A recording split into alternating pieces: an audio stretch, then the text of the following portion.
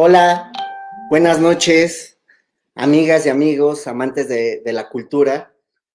Espero que se encuentren muy bien. Bienvenidos una noche más a las transmisiones, a las charlas de RAC desde lo inesperado. El día de hoy estoy muy contento, estoy muy feliz porque tenemos a un súper invitado, una persona brillante dentro de lo que hace. Y pues vamos a tener un súper programa. Disculpen que haya llegado 5 minutos después de lo acordado, pero tuve un problema técnico que afortunadamente ya se pudo resolver.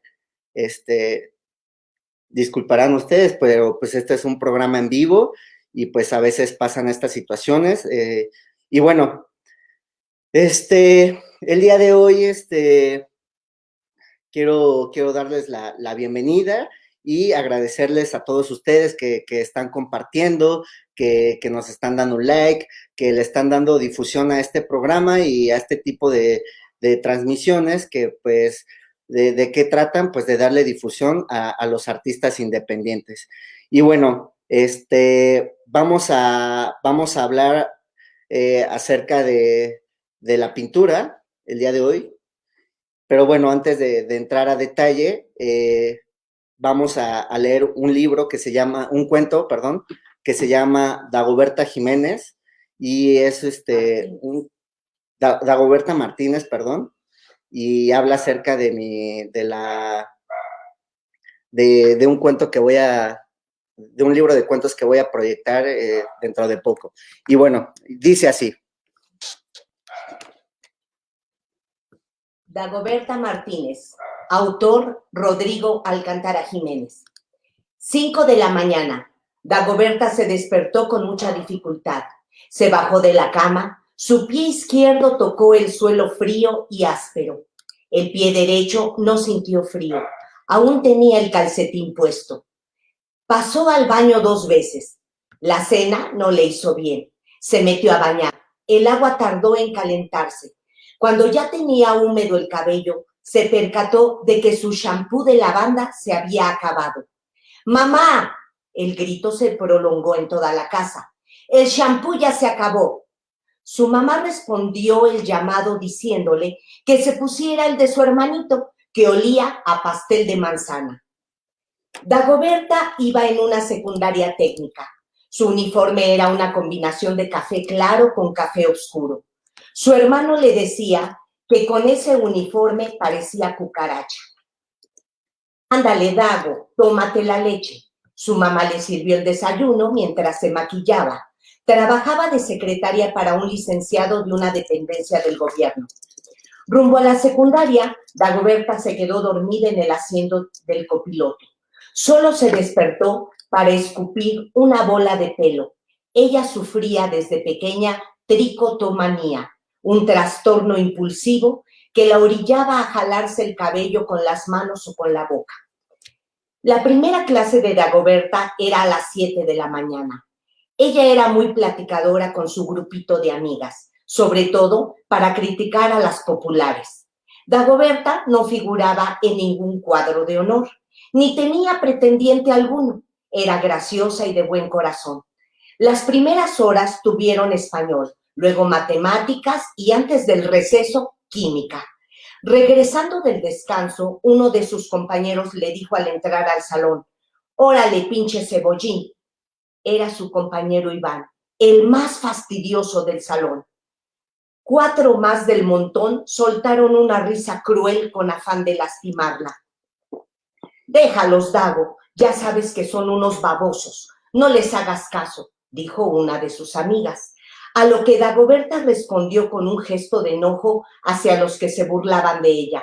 Luego se fue a sentar a su lugar. El apodo de Cebollín se le quedó desde que iba en primer año de secundaria, debido a que durante la clase se comía su cabello inconscientemente al grado de quedarse calva en algunas partes de su cabeza. En cuanto entró la profesora de historia al salón, lo primero que hizo fue dar la orden de que recogieran la basura, se sentaran en su lugar y guardaran silencio. Comenzó a pasar lista. Pedro Alcalá, presente. Susana Bartolo, aquí. Saúl Cedillo, yo. Dagoberta Martínez, aquí, maestra.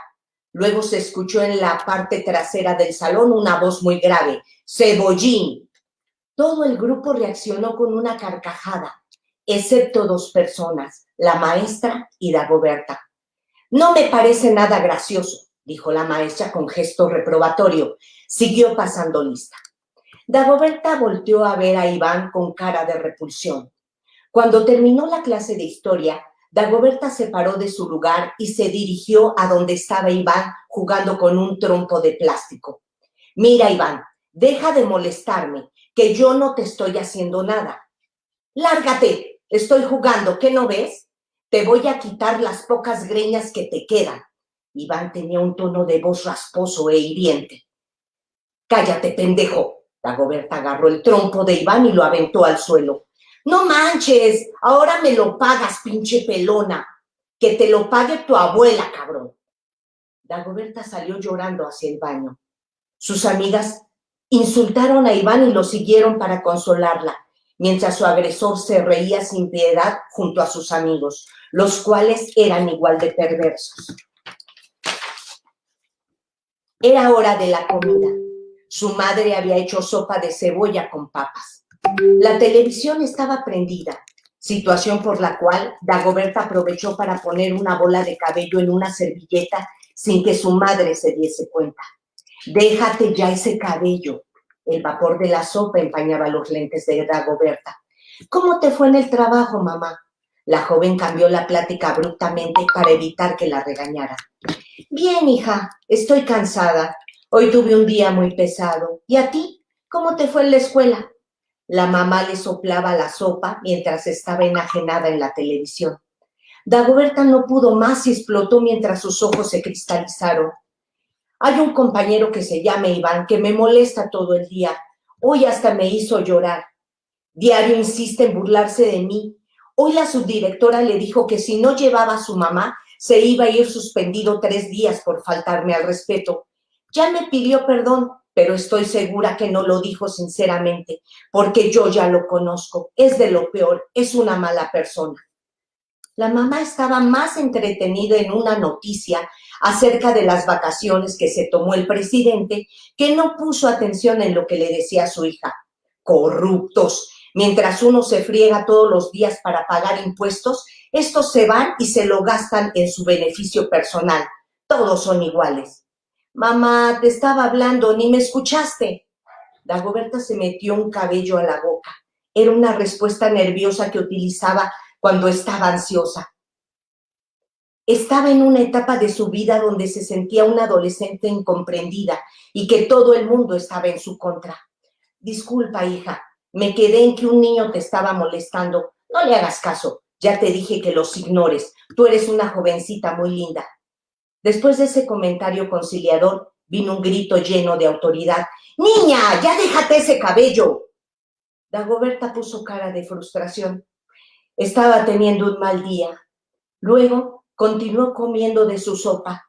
Lo único que le reconfortaba era que su shampoo y su sopa sabían a pastel de manzana. Muchas gracias a la productora Trisha, que siempre nos apoya. Y bueno, vamos a dar comienzo a este programa. Y por favor, a todos los que estén ahí por ahí, ayúdenos a compartir, ayúdenos a hacerle alguna pregunta al invitado y pongan mucha atención, que va a estar súper interesante la plática. Y comenzamos.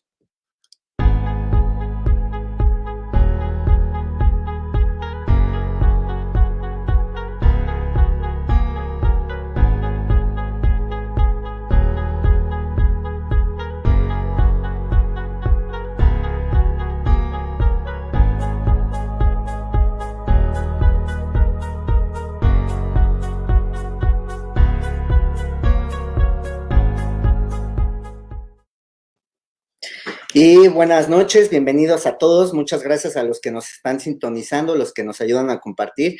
Y el día de hoy estamos muy contentos porque tenemos a un invitado muy talentoso, muy profesional y que tiene demasiadas cosas por compartirnos y aprender de él. Entonces lo voy a presentar. Su nombre es Cuauhtémoc Rodríguez. Buenas noches, Cuauhtémoc. ¿Cómo te encuentras? Bienvenido. ¿Qué tal? ¿Qué tal estás? Muy bien, Cuauhtémoc. Muy contento de tenerte aquí. Eres nuestro noveno invitado a esto que se llama las charlas de RAS desde lo inesperado. Y bueno, ya para entrar en el tema, voy a leer un poco de tu biografía y para que la gente te conozca un poco más. Y dice así. Nacido en la Ciudad de México en 1965, maestro en artes visuales por la Facultad de Artes y Diseño de la UNAM, pintor, fotógrafo, artista visual, diseñador, ha explorado la imagen contemporánea en relación con la pintura tradicional a través del autorretrato y sus derivaciones. Cuenta con múltiples exposiciones y ejerce cotidianamente el oficio del análisis y la producción de imágenes. Y bueno, Cuauhtémoc, por favor, háblanos a grandes rasgos acerca un poquito de tu trayectoria artística, de tus inicios, de cómo, cómo podrías empezar a ilustrarnos con el tema de las artes, de la pintura, de lo que te dedicas. Bienvenido.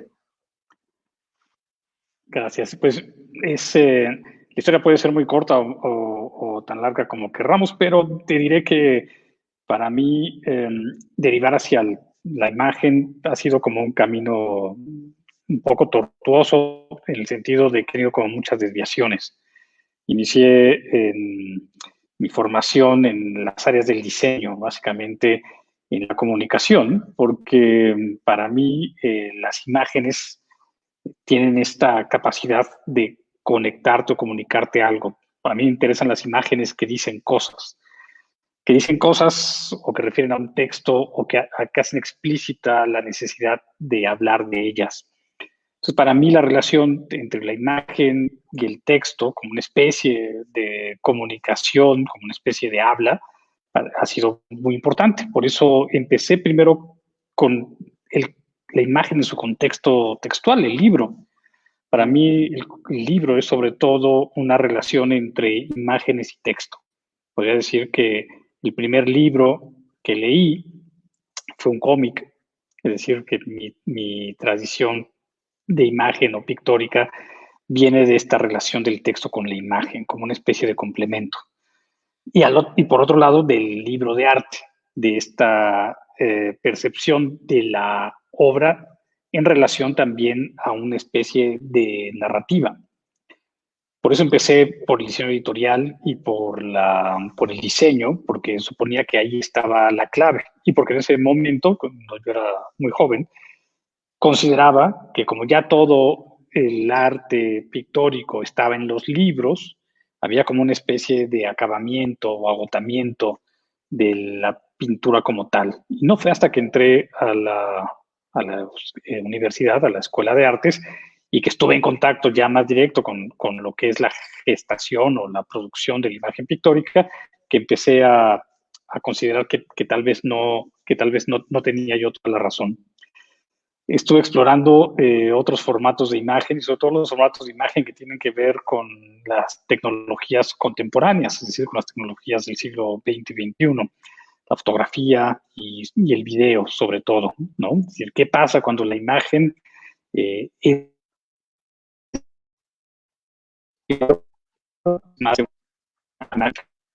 que una evocación y se convierte en una sucesión de tiempos simultáneos al momento que se produce? ¿Qué tipo de diálogo, qué tipo de experiencia es la que se deriva de estar produciendo imágenes y no únicamente de estarlas percibiendo? Así que fui, te decía, oscilando entre el diseño, la fotografía, el video, y luego regresé de manera entreverada hacia la pintura como una especie de, no sea tanto de depuración, sino como de espacio de experimentación visual, donde todas estas interrogantes que surgen de cuestionarte por qué existen las imágenes se pueden resolver en el mismo espacio en donde se gestan las imágenes. Entonces, por eso he combinado, y cuando tú dices que este es un espacio para artistas independientes, a mí como que me queda, me calza, porque he estado siempre entre la producción gráfica, la producción pictórica, la comunicación y el universo que se deriva de habitar en el momento histórico, ¿no? De mayor bombardeo de imágenes y de imágenes en movimiento que jamás la humanidad ha tenido en su historia. Entonces, siendo muy breve y muy confuso, así es como llegué al momento actual. Ok. Bueno, ya te adelantaste un poquito, ¿no? De la próxima pregunta que te iba a decir. Y aquí, pues ahora sí cuentas un poquito más a detalle, no sé, alguna anécdota, algo que pues nos acerque más a tu trabajo. Y dice, cuéntanos acerca de tus inicios artísticos, sus influencias y su formación como profesional del arte. Bueno, sí, diría como la vida para mí está hecha de anécdotas, en el sentido de que un suceso te lleva a otro, a diferencia de otros artistas visuales y sobre todo de amigos y compañeros pintores que tienen como muy claro, ¿no?, que se van a dedicar estrictamente a un tipo de producción plástica, o que tienen muy claro su inserción en el contexto del mercado o de la producción o de la academia. Yo siempre he estado dándole vueltas a esos caminos. Entonces, para mí, mi anécdota que mejor describe incluso mi estilo de producción es la experimentación sin demasiada constancia. Es decir, me gusta explorar y experimentar nuevas técnicas y nuevas tecnologías. Por eso en la fotografía trabajé hasta que me di cuenta que mucha de la fotografía tradicional dependía de la calidad la calidad técnica con la cual haces una toma, el tiempo, la respiración que lleva y luego todo el procesamiento de imagen que implicaba en aquellas épocas, en los 80s, el laboratorio. Entonces, el laboratorio fotográfico era un laboratorio químico. Y si tú no eres un buen químico y no te dedicas a la óptica, ¿no?, a la comprensión clara de lo que sucede en ese proceso de elaboración química de la imagen, digamos que tus recursos se ven limitados. En ese momento, digamos entre los 80s y 90s, que es cuando yo desarrollé mi formación más, digamos, más formal, más académica, también es el momento de transición entre la fotografía química y la fotografía digital, o sea, la imagen electrónica. Yo diría que para mí ese momento, o sea, el momento en que la imagen pasa de lo físico a lo virtual, marca también la derivación del tipo de exploraciones que seguiría yo haciendo, ya aunque fuera incluso en técnicas plásticas como el óleo, como el acrílico, a lo que hago hoy en día, que es esta mezcla entre lo pictórico y lo digital, como dos lenguajes que se entreveran. Ok, ok. Pues a ver, Cuauhtémoc, aquí ya nos hablaste un poquito acerca de, pues, de la fotografía, ¿no? Yo básicamente, pues, conozco más, la parte de la pintura, no conozco. Y la próxima pregunta que relaciono con lo que dijiste es esto, para que el público entienda un poco más. Dice, fotografía y pintura. ¿Podrías mencionarnos sus características, sus similitudes y sus diferencias de cada una, por favor? Sí, bueno, son muchísimas, no las podría mencionar todas porque hay muchas maneras de abarcarlas. Yo te diría, Hay un principio que las distingue, que es meramente técnico, ¿no? Pero que tiene que ver con los procesos. Uno es la velocidad. Entre la pintura y la fotografía estriba un cambio dimensional en relación al tiempo. La pintura depende más, yo diría, de el proceso de la meditación sobre la imagen que se hace antes de llegar a la pintura. Es decir, el pintor siempre parte de una idea o de un motivo o de una, aunque sea de una intención de pintar, y la pintura surge, ¿no?, después de todo ese proceso de actuar sobre un lienzo o sobre lo que estés haciendo. Es decir, la imagen se construye en el tiempo y no la ves hasta que terminó. Es decir, y este proceso puede llevar desde varias horas o minutos hasta varios días o meses, dependiendo ahora sí de la técnica, claro, la velocidad, de la habilidad del pintor. Pero siempre hay una postergación entre la necesidad de que exista la imagen y la imagen que termina siendo. Y la fotografía plantea, por principio, la inmediatez. Es decir, esta circunstancia en la cual cuando tú estás haciendo la imagen ya se creó. Puede que luego tengas que revelarla, ¿no?, o que pase por un procedimiento, pero esa imagen, esa captura, ¿no?, es instantánea. Digamos que tradicionalmente la fotografía rompe o hackea el problema temporal de la representación pictórica. Por eso en el siglo XIX, ¿no?, se consideraba a la fotografía como una evolución de lo pictórico. Incluso se suponía que la fotografía tendería a reemplazar a la pintura, a hacerla obsoleta, porque si el objetivo de la pintura era únicamente la representación de la realidad, el mecanismo de la fotografía como un mecanismo de captura, resolvía ese problema, ¿no? Esa discusión, que fue una discusión, digamos, decimonónica, hoy en día pues ya está superada. Sabemos que la fotografía no supera ni elimina a la pintura, simplemente crea una nueva, digamos, una nueva dimensión representacional, ¿no? Hoy en la filosofía y el pensamiento alrededor de lo fotográfico tiene un desarrollo intelectual muy interesante, ¿no?, que se puede revisar,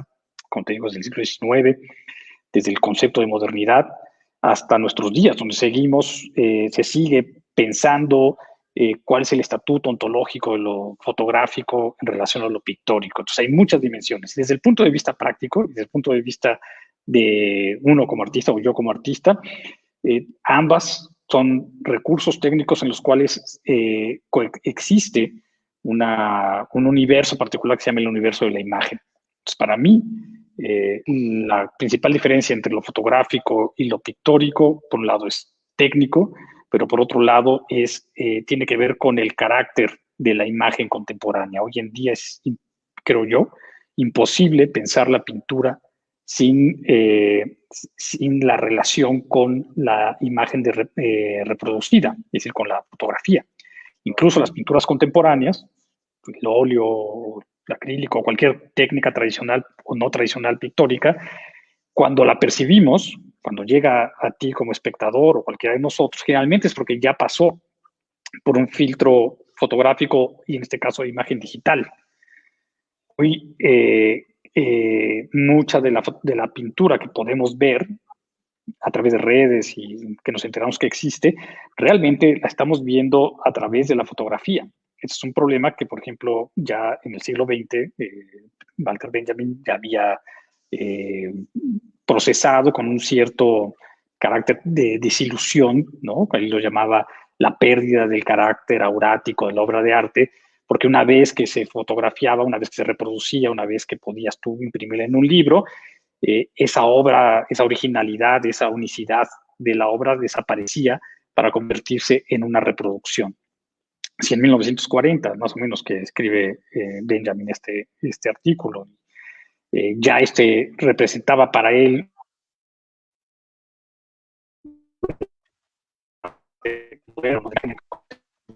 de originalidad de la imagen.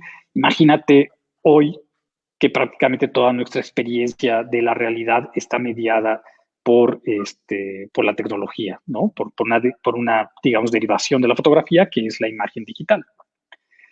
Entonces, si quisiera, te digo, abordar todas las semejanzas y diferencias sería imposible, pero nada más esa que te comento, ¿no? Esta que tiene que ver con el tiempo de la producción y que tiene que ver con el tiempo de la experimentación de la imagen, ya abre, ¿no? un universo ilimitado para la exploración y la experimentación de lo visual. Y por otro lado, y déjame, porque aquí podemos introducir el otro tema, para mí, la imagen o el hecho de que me dedique a trabajar con la imagen es porque soy, antes que nada, una persona que no se entiende en los espejos. Sí, para mí el espejo siempre representa una imagen muy confusa, una imagen muy inasible. Por eso recurría a la fotografía y eventualmente a la pintura para poder verme a mí mismo, ¿no? Es decir, como una especie de reflejo, varias dimensiones, no nada más en la dimensión visual, que como te decía, para mí el espejo falsifica, ¿no?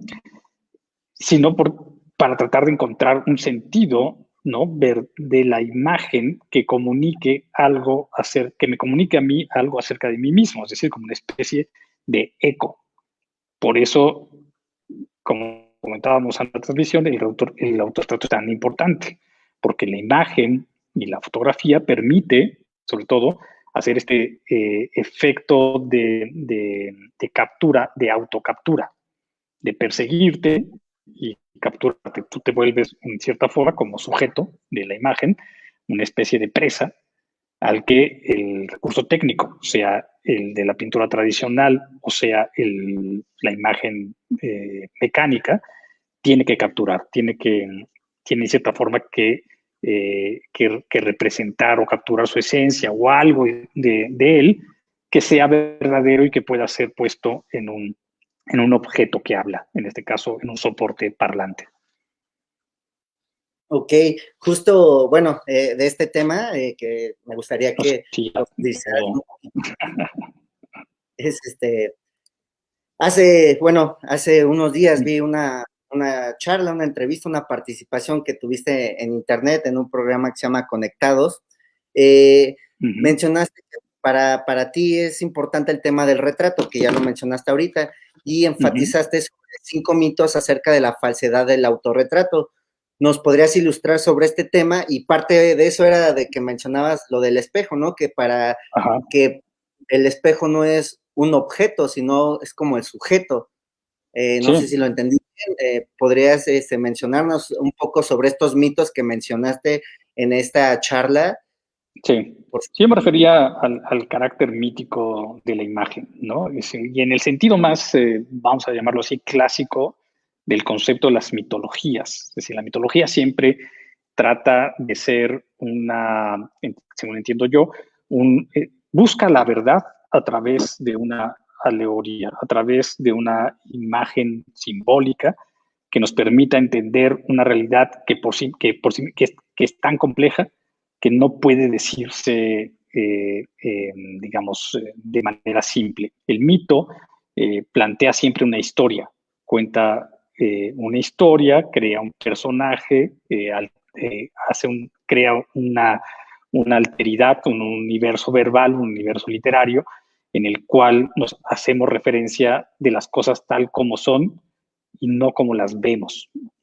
Y uno de los mitos fundacionales de la imagen pictórica y de la imagen del mundo, es el mito de Narciso. Para mí, que ha sido abordado no por mí, sino por muchísima gente a lo largo de la historia, y que es el mito del espejo, ¿no? El espejo no como objeto, sino como dimensión,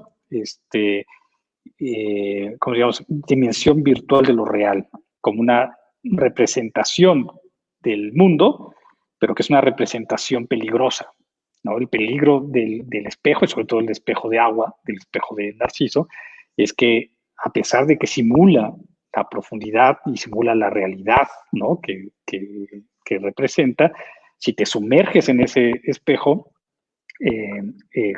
pierdes, ¿no? O sea, digamos, corres el riesgo de morir en el mundo en el cual existe el reflejo.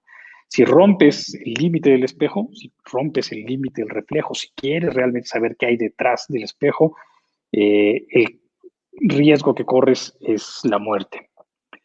Ese mismo mito, ¿no?, lo relabora, por ejemplo, Lewis Carroll en Alicia a través del espejo, y habla sobre la posibilidad o sea, sobre si tú dudas de la realidad del mundo, si pones en duda el mundo tal y como lo percibes, corres el riesgo de no entender, no tener ni siquiera una falsa imagen del mundo, sino entrar en un mundo sin lógica posible, ¿no? Donde las conexiones entre lo real, la relación entre las cosas que consideramos reales, se pierde y entras en el terreno de la locura. Entonces, el mito del espejo, como algo que revela la verdad, tiene oculta, o digamos, es un subterfugio por medio del cual la imagen, donde nos identificamos, por un lado nos protege de la locura, de caer en la imposibilidad de encontrarle sentido al mundo, y nos permite vivir en esta cierta normalidad, a reserva de que nunca intentemos conocer la verdad detrás de ella, ¿no? Ese es uno de los primeros mitos, es el que más digamos, es el mito más fuerte, porque es el que tiene que ver con la cualidad representacional y el concepto de captura que está implícito en la imagen, ¿no? Pero también lo que llamamos un buen retrato, ¿no? El principio mimético de la imagen, ¿no? Creo que puse 4 mitos más, que no me acuerdo exactamente cuáles son, tendría que revisarlo, porque la verdad es que... aquí los ando poniendo aquí, Ajá, sí, el primero que era el de que existe un rostro verdadero, sí. No creo, ¿no? O sea, existe un rostro real tal vez, pero verdadero no necesariamente, ¿no? Es decir, no hay un solo rostro que nos identifica. Cuando tú, por ejemplo, empiezas a capturarte, ¿no? Hay autores que han hecho, por ejemplo, autorretratos diarios, ¿no? Hoy en día, y hablábamos, por ejemplo, del concepto de la selfie, donde todos los días hay gente que transmite su imagen hacia el mundo, ¿no? Y la selfie se ha vuelto un nuevo género, pues yo diría pictórico, o por lo menos retratista, que no existía formalmente con ese nombre hasta hace menos de 10 años, ¿no? Antes no hablábamos de la selfie, hablábamos del autorretrato. Hoy tenemos un nuevo recurso técnico y cultural que es esta autoafirmación, autoconfirmación de la imagen real. Yo sostenía, digamos, antes de la selfie y antes de los filtros de Snapchat, que no hay un rostro verdadero, que incluso el rostro fotográfico, tratando de ser lo más preciso posible, no es totalmente verdad porque el rostro está en continua transformación y mutación, ¿no? A lo largo del tiempo.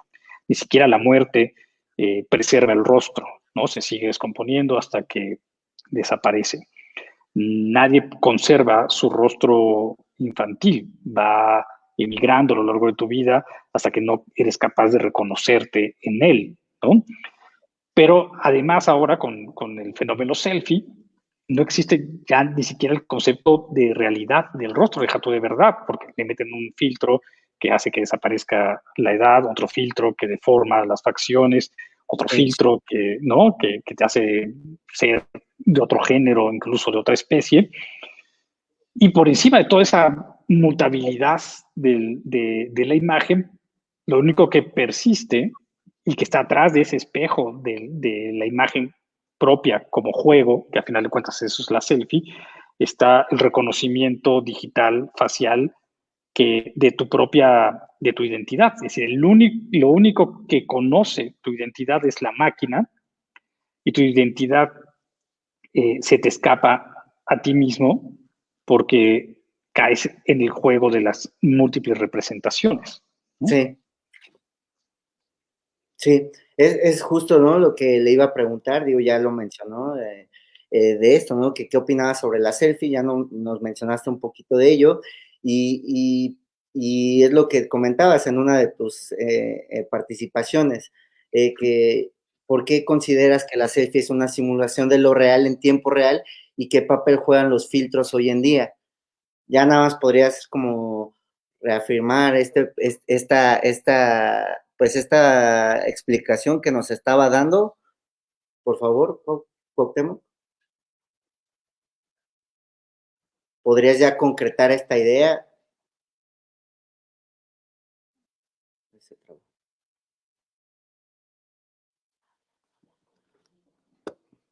Bueno, amigos, al parecer se trabó la imagen.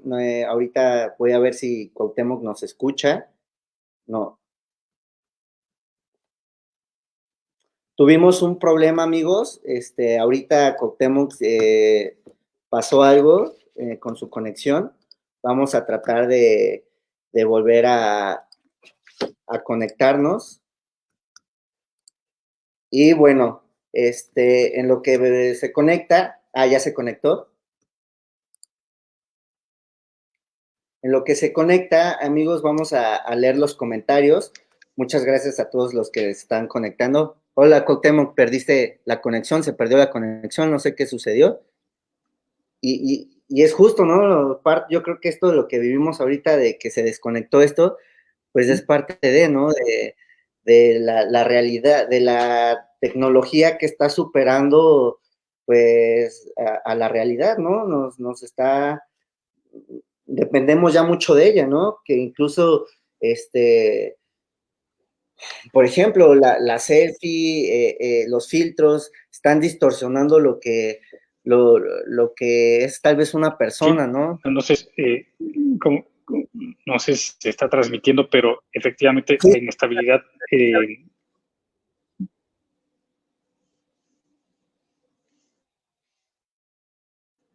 ¿Te escuchas bien? Perfecto, gracias. Sí, es que la tecnología también nos da esto, ¿no? La imagen inestable, que es más similar, por ejemplo, a lo que hablábamos del espejo de agua. En el mito de Narciso, Narciso se reproduce en un espejo de agua de un lago tranquilo, pero cuando cae, las ondas que genera deforman su imagen, ¿no? También, en cierta forma, lo afean. La pintura y la fotografía tendería a resolver el problema de la imagen inestable, ¿no? Por eso crea la ilusión de que las cosas quedan fijas, aunque lo real está cambiando todo el tiempo. Estas transmisiones, por ejemplo, el hecho de que hoy estamos acostumbrados, o nos tenemos que acostumbrar a la inestabilidad de la imagen, a la inestabilidad del discurso de la imagen, abre también una nueva etapa en la estética, en las estéticas contemporáneas, que no son estéticas que podamos controlar, son más bien estéticas en las que estamos inmersos y con las que tenemos que coexistir. Por eso la imagen contemporánea es una imagen tremendamente inestable, y el discurso sobre la imagen contemporánea o la producción en la imagen contemporánea tiene yo diría, tiene ese compromiso o tiene que ceder ante uno de los límites o ante una de las nuevas prerrogativas de la producción de imagen.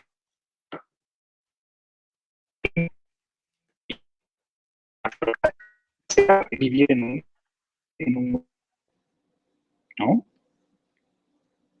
Y de discontinuidad. Ok. Y bueno, Cuauhtémoc, antes de pasar con las siguientes preguntas, vamos a leer los comentarios que la gente nos ha hecho favor de regalarnos. Y bueno, dice Liliana Jiménez Barberena, hermosa voz la que narra. Sí, Trisha tiene una voz muy bonita y pues siempre nos apoya, ¿no? Con sus poesías, con contarnos cuentos. Y dice, oh, qué triste la vida de Dagoberta, como muchos de nuestros alumnos. Muy padre el cuento. Felicidades, Rodri. Felicidades, Raj. Muchas gracias, Liliana Jiménez Barberena, por escucharnos, por darnos tu opinión. BC Leo dice, saludos desde Tijuana, puro Andrómeda. Oh, muchas gracias, Leo, por escucharnos. Roberto Salazar, lo mejor, la voz de la lectora. Muchas gracias por escucharnos. Alejandro Marrón, te manda saludos. El buen Luca, que anda por ahí. Rocío Olivos, felicidades, amiga Trisha, qué gusto oír tu voz con Dagoberta. Saludos, Rodri, gracias por tu invitado, seguramente será una gran aportación.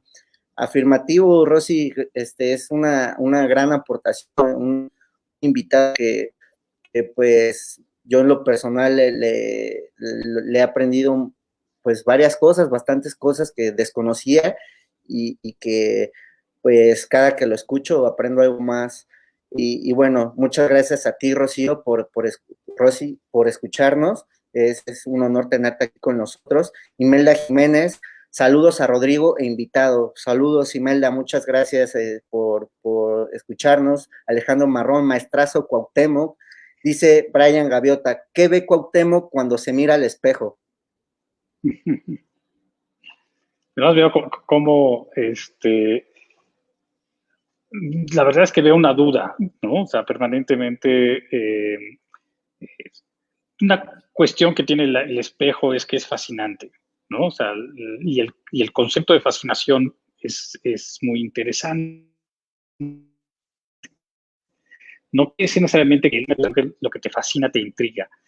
La fascinación es un estado de suspensión, yo diría, de la racionalidad. Para mí la imagen, ¿no? Y mi imagen propia es una suspensión de la credulidad. No creo que eso que esté ahí sea del todo cierto, o no sé exactamente qué es eso, qué significa estar ahí, ¿no? Para mí el espejo es uno de los grandes objetos filosóficos, ¿no? Porque siempre te hace preguntarte qué de real hay en ello. Hay toda una historia de los espejos que tiene que ver con el engaño, ¿no? Por ejemplo, lo que se denomina la leyenda negra de los pueblos mesoamericanos, los pueblos indígenas, es que cambiaban oro por espejos, ¿no? Y ahora cuando decimos te engañaron te vendieron espejos. Y el concepto del espejismo, por ejemplo, que es esta ilusión del desierto, ¿no? Que sufren las personas en el desierto, ¿no? Que suponen ver un destino que no existe. Todo eso está relacionado. Entonces, cuando miro el espejo, veo también la historia de la humanidad, ¿no? No a mí y en cierta forma a mí como resultado de un cierto tipo de historia, de un cierto devenir de los sucesos que de manera, supongo yo, accidental o por lo menos incomprensible, dan como resultado que yo esté aquí haciéndome esa pregunta junto con ustedes, ¿no? Lo que veo en el espejo es ese punto, ese momento, ¿no? Que en cierta forma, como diría, comunica una serie de eventos improbables que culminan en una dimensión reducida de lo real, que es ese momento en que te enfrentas a ti mismo, que casi siempre es además, como te diría, inintencionado. Para mí el espejo siempre es una sorpresa. ¿Cuándo te das cuenta que estás en el espejo? Si no, es una fascinación. Sí, bueno, sí, es sin duda, bueno, por lo que mencionas, como pues ya un tema súper filosófico, ¿no? O sea, no nada más ves el espejo y ya, o sea, hay un trasfondo muy interesante, pues, no sé, es muy complejo, yo lo diría, ¿no? Pero bueno, Cuauhtémoc, vamos a seguir con la participación del público. Dice José Luis Canales Jiménez, saludos y felicidades, Raj. Muchas felicidades al maestro Gran Cuauhtémoc, al gran maestro Cuauhtémoc. Israel Blanca, saludos desde Los Ángeles, California. Saludos, Israel Blancas, gracias por escucharnos. Inocencio Ruiz, muy interesante el tema del espejo. Saludos, Raj, y saludos a maestro Cuauhtémoc. Y tenemos saludos, Inocencio, tenemos otra pregunta por aquí del público que dice Alejandro Marrón, ¿esta exploración constante la consideras un defecto o una virtud? Pues, ni defecto ni virtud, ¿no? O sea, lo considero como una inevitabilidad. Y lo que en todo caso es una virtud, creo yo, un defecto, es clavarme en ese problema, ¿no? Es decir, sí hay una obsesión, ¿no? Y las obsesiones generalmente las consideramos un defecto en el sentido de que te distrae, ¿no? Si la obsesión te distrae, se llama un vicio, porque entonces tienes que hacer otras cosas y no las haces porque estás obsesionado con algo. Entonces ahí es cuando consideramos que esta pregunta constante o esta exploración de una necedad, como puede ser qué es lo que hay detrás del espejo, puede distraernos de las cosas más importantes de la vida, ¿no? Trabajar, tener una casa, un patrimonio, ¿no? La exploración por sí misma no significa que vayas a llegar a ningún lado, ¿no? O sea, creo que todo el arte experimental siempre lo juegas con el riesgo de saber que tal vez no llegues a nada, ¿no? ¿Cuándo es una virtud? Pues yo creo que es una virtud cuando descubres algo y cuando más que una distracción se vuelve un camino de seguimiento. Es decir, para mí esta obsesión es virtuosa en el sentido en el que produce a su vez imágenes, que produce una obra, que produce un análisis. Y Ajá. considero que ahí para mí eso es virtuoso, ¿no? Porque como yo, habemos otras personas también obsesionadas con los problemas de la imagen.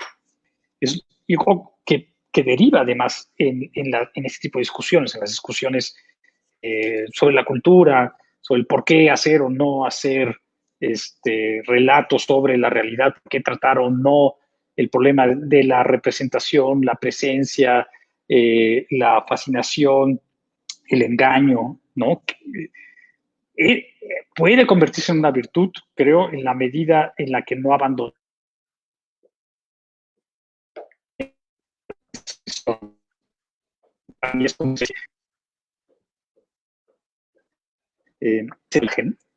El laberinto del medida en la que lo sigues explorando, pero siempre corres el riesgo de la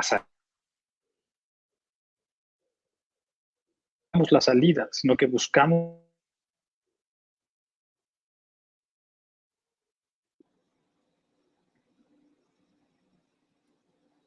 Aquí estoy. Sí, sí, se está medio trabando, pero continúa, por favor, continúa.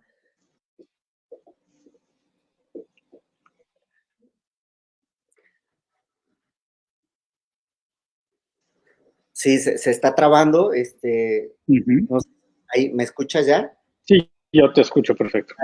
Sí. Es que de repente como que se está trabando ahí, hay una mala señal, pero bueno, Sí, no continúo. sé si es porque estoy en Tepoztlán, pero...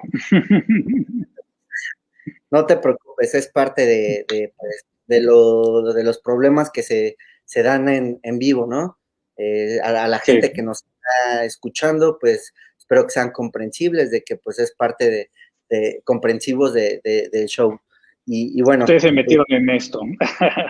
Sí, pero no, muchas gracias a todos por estar aquí. Y bueno, Cuauhtémoc, vamos a continuar con las preguntas. ¿Tú qué piensas? ¿Cómo piensas que serán las artes en un futuro? Depende de qué futuro sea el futuro, ¿no? O sea, hay un futuro en el cual no hay arte. De 50 a 100 años, por decir, o tal vez me Ajá. estoy yendo muy lejos, no sé. O muy cerca, es decir, eso liga mucho con lo que hablábamos sobre el concepto de la historia del arte. Ajá. Y por qué decía yo que no tiene por qué pensar en la historia del arte cuando estás haciendo arte. Es decir, no tiene mucho sentido pensar en inscribirse dentro de la historia del arte, porque la historia del arte, tal y como la conocemos, solo tiene 200 años de existir como historia. Claro que esa historia que se escribió, o sea, que inauguró hace 200 años, trata de recuperar o de meter en esa historia por lo menos 5.000 años, hasta 10.000, digamos, hasta las cuevas de Altamira o eso. O sea, dependiendo de la historia, hay una cosa que nos conecta con lo prehistórico y que supuestamente da continuidad hacia el futuro. Okay. Esa es la visión historicista, de que hay una línea continua de producción artística y que empezó, en cierta forma, en las cavernas, porque es el primer vestigio pictórico que se conserva, y que sigue hasta nuestros días y que por lo tanto tendría que tener un futuro dentro de 50, 100, 500 o 10.000 años más hacia adelante. Hay una historia podríamos decir, hay una historia del arte solamente en la medida en la que hay una historia de la humanidad. Y que alguien escribe esa historia y que construye una línea que conecta de alguna manera extraña fenómenos del pasado, ¿no? De la prehistoria, con fenómenos actuales y que más o menos representan lo mismo, es decir, que la intención o que el acto de una persona en una cultura que no conocemos de hace 5.000 años en alguna parte del mundo tiene una relación directa o comparte una misma esencia con lo que estamos haciendo hoy en día. Si creemos en eso, o sea, si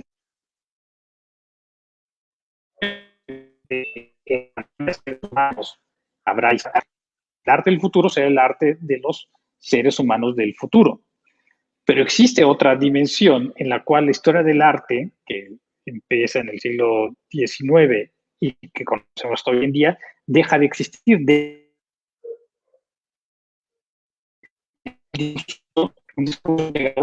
toda la producción técnica de imágenes y que podríamos en cierto sentido ya haber sobrepasado la historia del arte, porque hoy lo que se a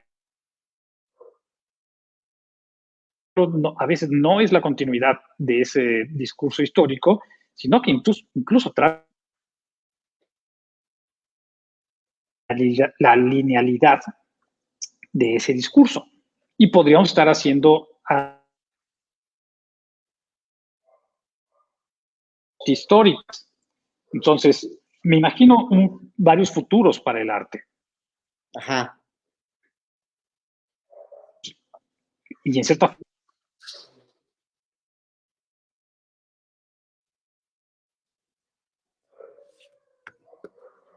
perdón, en cierta forma lo que denominamos como posmodernidad.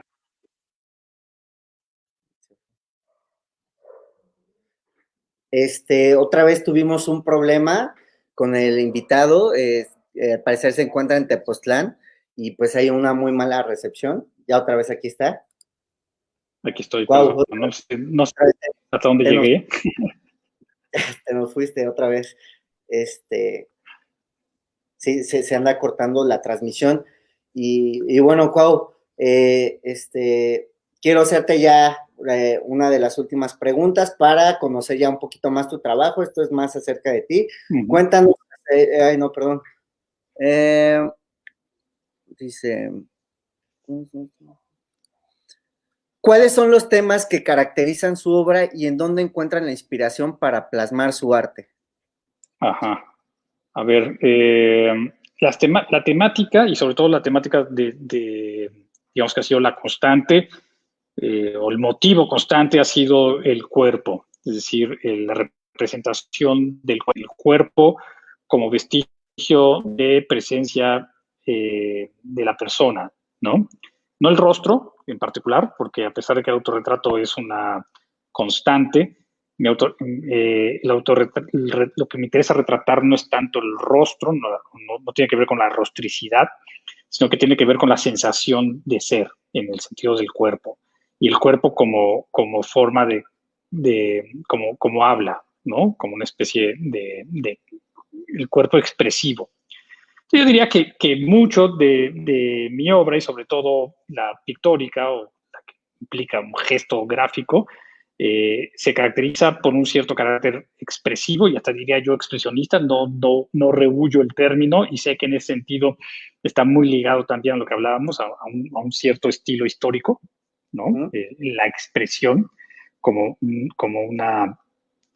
toda una vertiente de exploración del arte moderno, para mí sigue siendo un estilo o una forma de representación útil para mí, ¿no? Porque es muy directa, porque me da ese sentido de inmediatez y porque busco también que la obra tenga como una gestualidad muy directa, tanto en el color como en la forma, como cierta simplicidad básica. Me gusta mucho, y ahí es una cuestión con la cual resueno, con la que me gusta, que es esa inmediatez de la imagen, ¿no? Cuando te comentaba, cuando hablamos de las influencias y del cómic como una influencia en mi trabajo, también lo refería a este carácter pictoricista, gestual y casi caricaturesco de la imagen. Ok. Y entonces, sobre el concepto de plasmar el arte, no lo considero tal cual como un asunto de plasmar, sino más bien como un asunto plástico. Si me gusta la experiencia sensible de la imagen, ¿conocen el concepto de neuronas espejo? ¿No? Que es cuando tú ves algo en la realidad, la clase de sinapsis neuronal que tienes hace que experimentes, ¿no? Una sensación similar a aquello que ves, ¿no? Cuando aprendemos por imitación, decimos, ¿no? Sobre todo los movimientos, es porque hay un espejo en la mente que nos permite reproducir lo que estamos viendo. Entonces, para mí, la pintura es como espejo, no es tanto la representación de lo que veo, sino como la posibilidad de plasmar algo hacia lo cual luego mentalmente resuene. Por eso te decía que la imagen pictórica, cuando la produces, a diferencia de la imagen fotográfica, termina diciéndote algo que no sabías antes, ¿no? También la imagen fotográfica, en cierta forma. Para mí, y mucha de mi trabajo, digamos, en la década anterior, o en las décadas anteriores, ha tenido que ver con esta imagen sobretrabajada, con la fotografía como un indicio sobre el cual se reelabora para crear una nueva experiencia corporal, ¿no? Una nueva presentación, pero sobre todo una nueva dimensión de existencia del cuerpo que rompa un poco o que hackee el concepto del tiempo. Entonces, por eso me utilizo mucho a mí mismo como modelo, ¿no? Para ese retrato, tanto para la imagen pictórica como en la imagen fotográfica, ¿no? Y siempre están en ese espejeo o en ese diálogo continuo, combinatorio, en el cual la imagen ni termina por ser totalmente fotográfica ni ser totalmente plástica, Claro. o sea, pictoricista. Ok, muchas gracias por esa explicación. Y vamos a continuar con los comentarios, Cuau. ¿Sí? Ya aquí hay más. Nos quedamos en. Dice Manuel Armando Durazo Álvarez. Saludos, maestro, desde Cajeme, Sonora. Un gran saludo a Armando. Hace muchos años que no nos vemos. Mira, ya es lo bonito de las redes sociales, que en cualquier Sí. parte del mundo nos pueden ver. Dice Moisés García, saludos Rodri, invitado. Algunas culturas antiguas creen que los espejos reflejaban el alma oculta o la verdadera naturaleza de la persona. Esto podría haber sido el origen de la creencia de que los vampiros y los demonios no tienen un reflejo porque tampoco tienen alma que reflejar. ¿Qué piensan? Rápidamente, Cuau, ¿qué piensas acerca de esto que nos dice Moisés? Que o sea, como decíamos, alrededor del espejo hay una gran cantidad de mitologías, de leyendas, porque es un problema sumamente complejo, ¿no? Y evidentemente una de las dimensiones es la dimensión anímica, es decir, pensamos que el espejo es es un instrumento mágico. Y sí, efectivamente, también la fotografía es un instrumento mágico y si me permites decirlo, la pintura también es un instrumento mágico. Todo producto cultural, a final de cuentas, implica la necesidad de controlar la naturaleza. Y queremos ver en nuestras acciones sobre los objetos, y más aún cuando nos representamos en uno de ellos, en un instrumento, la posibilidad de alterar la naturaleza. Por eso, por ejemplo, a mí me fascina esta novela del retrato de Dorian Gray, porque nuevamente es ese espejo vivo, ¿no? La dimensión del espejo vivo.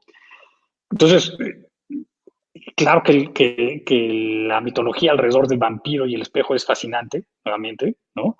Porque habla de esta necesidad de romper la barrera del límite entre lo vivo y lo muerto.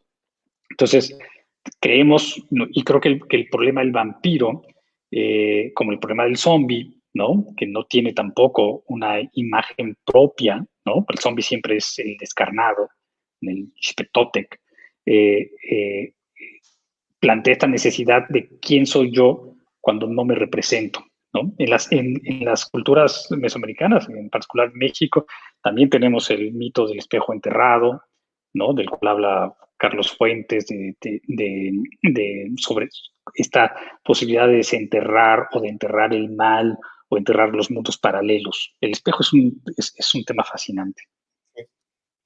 Y bueno, continuamos con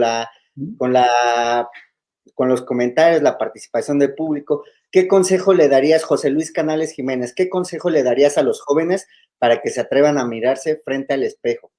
Pues que se atrevan a no ser jóvenes, o sea, envejecer. O sea, no hay peor, yo diría, no hay mayor reto hacia el espejo que verte cuando dejas de ser joven, ¿no? En ese Claro. sentido de que hoy vivimos vivimos culturalmente un endiosamiento de la belleza juvenil, ¿no? Y cuando vas envejeciendo, esas prerrogativas de la juventud, no siempre, yo como joven nunca me percibí como una persona hermosa, ¿no? Todo lo contrario, ¿no? Yo rehuía el espejo porque porque no me gustaba verme en él, ¿no? Y si me he enfrentado al espejo ha sido más bien siempre desde esa duda, ¿no? Desde ese sesgo de qué tan horrible soy ahora. Entonces, pero hoy en día, ¿no? La tentación sería, vete al espejo y no te veas en el selfie. No creas que la selfie es real, ¿no? O sea, vete al espejo y atrévete a cuestionar su realidad. Claro. Renuncia a la selfie, ¿no? Utilízala como instrumento. Al final de cuentas, yo diría, usa el instrumento y no seas usado por el instrumento. Ese es el gran problema que tenemos con el espejo, ¿no? El espejo nos posee, o nosotros poseemos al espejo, o cuál es ese estado intermedio en el que yo soy espejo, ¿no? Claro. Ok. Pues sí, ese tema del espejo dio mucho de qué hablar, fue como que el tema que más movió a los escuchas y que pues sí, en lo personal también, ¿no? Me crea cierta fascinación ese tema. Y bueno, Linda Campos, muy interesante entrevista, saludos y felicidades a ambos. Linda, muchísimas gracias por escucharnos, un saludo. Leo dice, aquí seguimos. Hay varios comentarios de que se congeló la imagen y Sí, me bueno, imagino. sí, aquí. Y pues bueno, se agradece mucho que nos hayan regalado su tiempo. Y Cuau, quiero ya hacerte la última pregunta, ya para terminar con esto. Y dice, de acuerdo a su punto de vista, ¿cómo consideras que los artistas de las diversas disciplinas tendrán que adaptarse a la nueva normalidad? Ajá. Para mí, los artistas deben de cuestionar todo el tiempo la norma, ¿no? O sea, yo soy un artista que en mi manera de hacer las cosas trato siempre de romper alguna regla. Es decir, para mí la normalidad eh, es como ese, digamos, espacio de, ¿cómo decíamos? De inamovilidad, ¿no?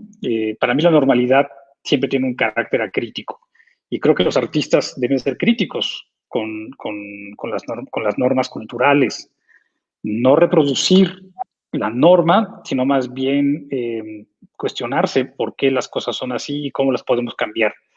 Para mí, los instrumentos y las herramientas de la producción cultural, en particular el arte, debe ser siempre crítico, debe de decir, de poner en duda, ¿no?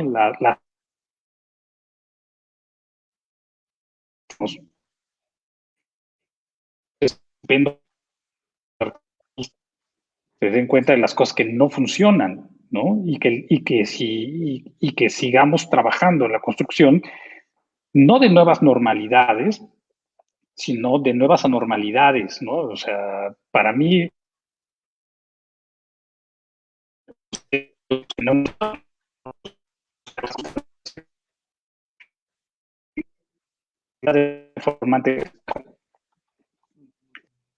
¿sí? Y creo que esta nueva normalidad, de múltiples ilusiones, ¿no? La ilusión de la continuidad, la ilusión del control, ¿no? La ilusión del Estado, la ilusión de la cultura, ¿no? Mejores ilusiones, sino también por destruir las ilusiones imperfectas. Tenemos que ser ese espejo de forma tiempo.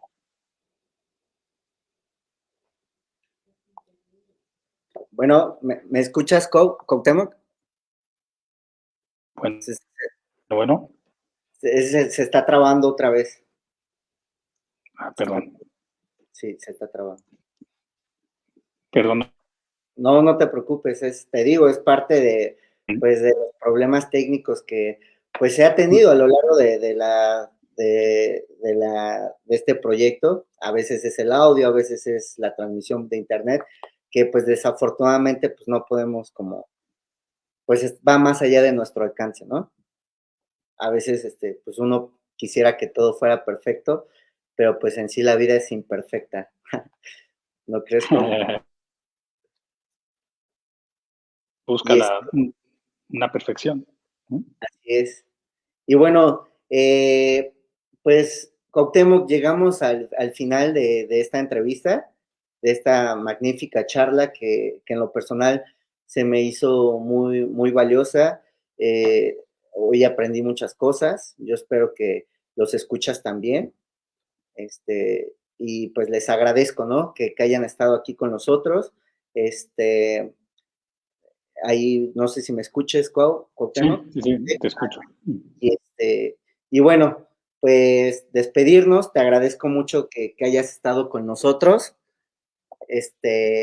Espero en un futuro volver a poder entrevistarte, hablar contigo porque pues definitivamente hay muchos temas de qué hablar contigo, muchos temas de los cuales se pueden aprender y y digo, fue una lástima, ¿no? Que la señal no haya sido muy buena, que digamos, pero bueno, no pasa nada.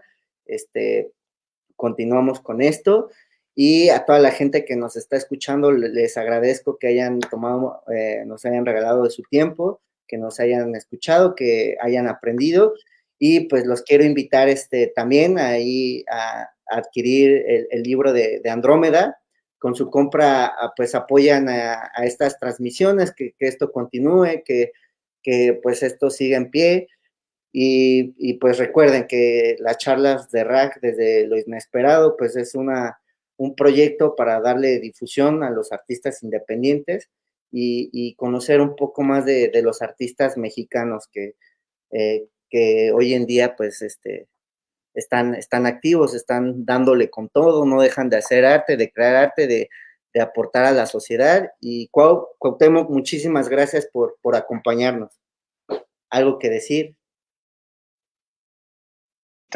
Y a todos los que la transmisión.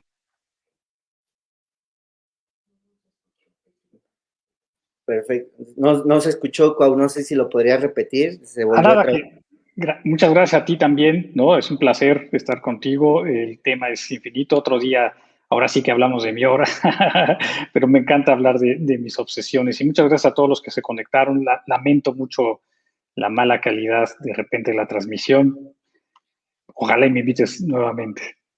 Claro que sí, claro que sí. Para mí sería un honor tenerte de nuevo. Y pues nos vemos la próxima, Cuau. Muchas gracias a todos los que nos sintonizaron y nos vemos el próximo martes a las 19:30, hora del Centro de México. Saludos a todos y que estén muy bien.